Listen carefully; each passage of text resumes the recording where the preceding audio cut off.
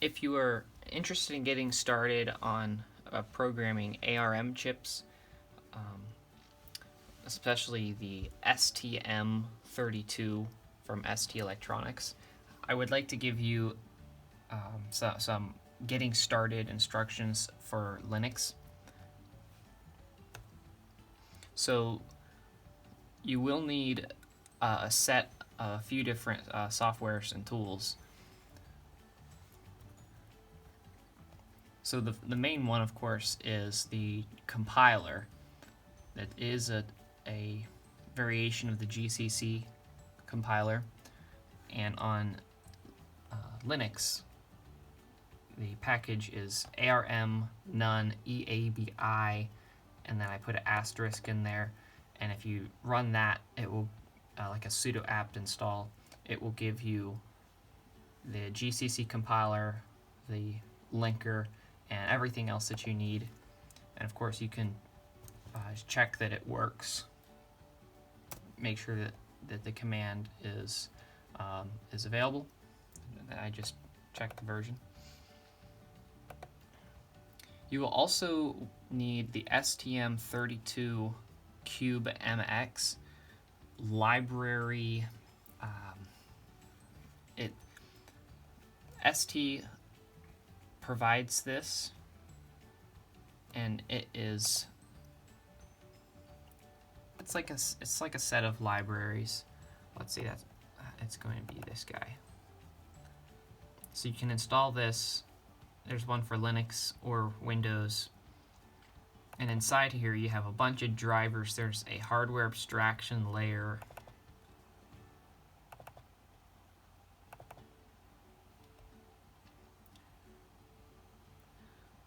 So you can just include these files in your project.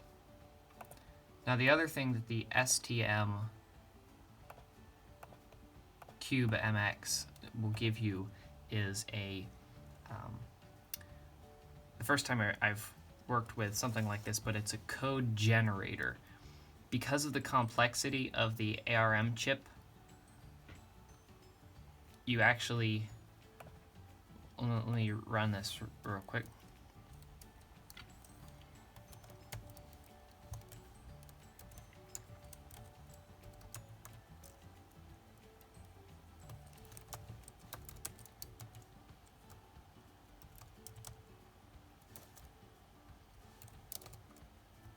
Let's see.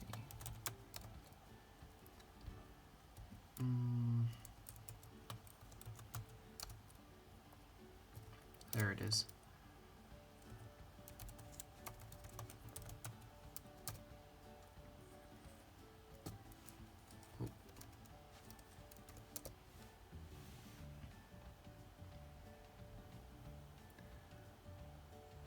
Now what this software will do is give you a graphical interface to program the clock, allow you to choose what functions you want the pinout to be. Let me just start a new project. I think I've got a demo here.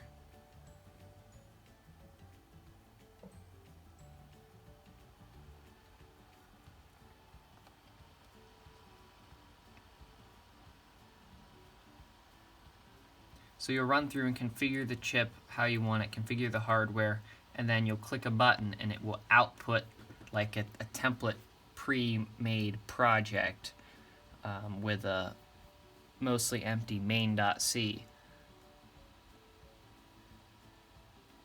And it's up to you to actually implement your firmware, but they'll already have the code that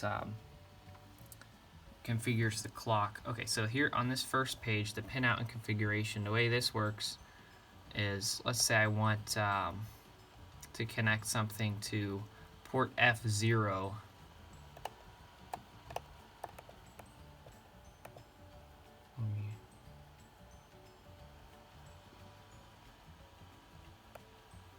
So here's port F0. You click on that, and then you can choose what function you want it to play. Maybe I want it to be a analog GPIO. After you click it, just wait a few seconds, it will change. So you can mess with your GPIO. Then over here in the clock, you can see there is just a lot going on. And you'll want to refer to the data sheet to understand what everything means. But it is somewhat convenient or intuitive because you can simply change the values of the prescalers and it will automatically calculate the end result frequencies. So that's the clock. And then finally you can set the project name where you want to put it.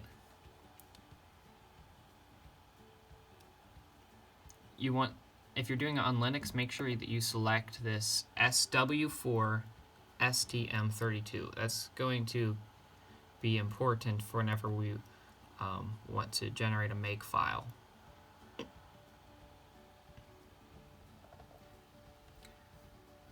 And finally, you would just click Generate Code, and it will give you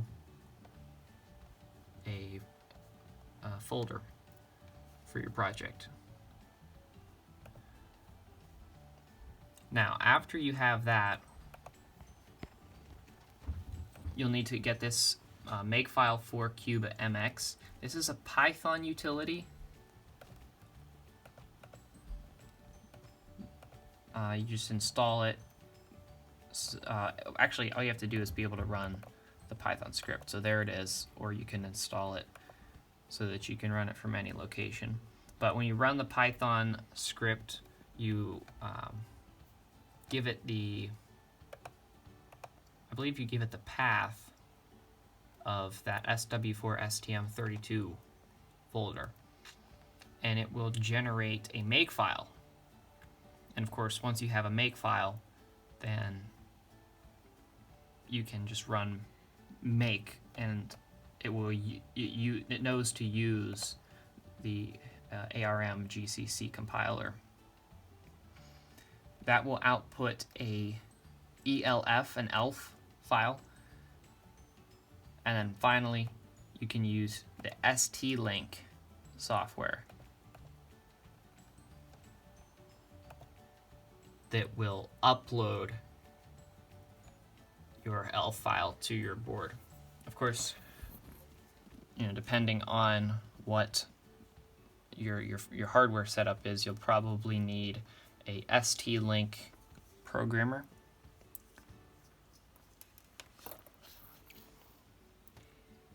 And even though some people recommend using like an Eclipse IDE for the actually writing the code, I've found that as long as you have the makefile, it's not you can use any text editor and it's fairly easy. What I usually do is I write the code over here, and then I have a terminal open, and whenever I want to, I just periodically tell it to make, or whenever I'm ready to upload, I'll make an upload.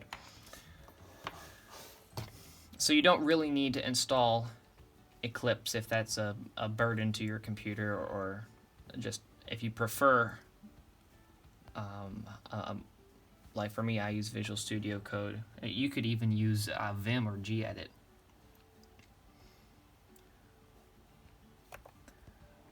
So that is that should be enough to get you started.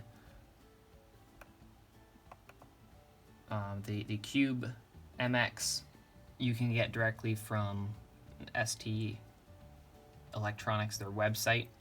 I think you just have to sign up or something. And then the makefile for Cube MX and ST-Link, I believe both of those are on GitHub.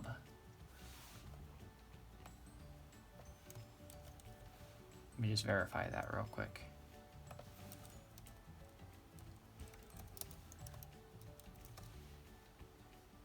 Yeah, there it is. So you can just download that as normal.